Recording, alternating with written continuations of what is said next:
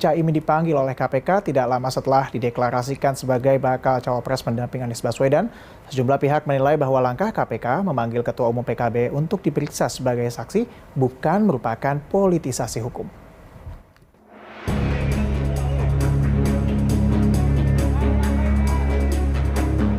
Ketua Umum PKB Muhaimin Iskandar alias Caimin akhirnya memenuhi panggilan KPK sebagai saksi dalam dugaan kasus korupsi di Kemenaker tahun 2012.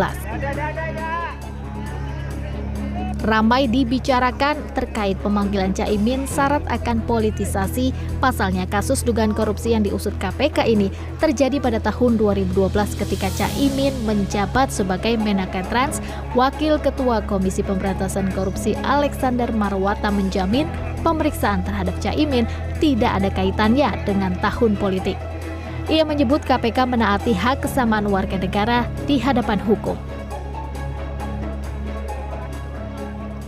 Sebetulnya Pak Ketua kan sudah menyampaikan bahwa KPK tidak terikat dengan tahun politik atau apapun, tetap biar bagaimanapun penegakan hukum itu harus berkepastian juga, transparan, akuntabel pada asasi orang, dan ya kesamaan orang di depan hukum. Jadi kita nggak melihat tahun politik itu sebagai halangan untuk melakukan upaya-upaya penegakan hukum.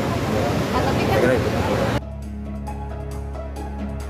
Hal serupa juga disampaikan Menko Polhukam Mahfud MD yang menilai langkah KPK memanggil Ketua Umum PKB untuk diperiksa sebagai saksi bukan politisasi hukum.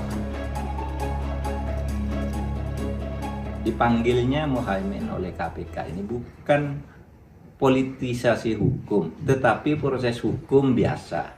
Ya. Karena menurut saya politisasi hukum itu artinya menggunakan hukum sebagai alat politik untuk kepentingan politik. Sedangkan ini kasus ini kan sudah lama. Seperti diketahui, tim penyidik membutuhkan keterangan Caimin sebagai saksi atas kasus dugaan korupsi Sistem Proteksi Tenaga Kerja Indonesia di Kementerian Ketenagakerjaan pada tahun 2012. Tim Liputan, P-Universe.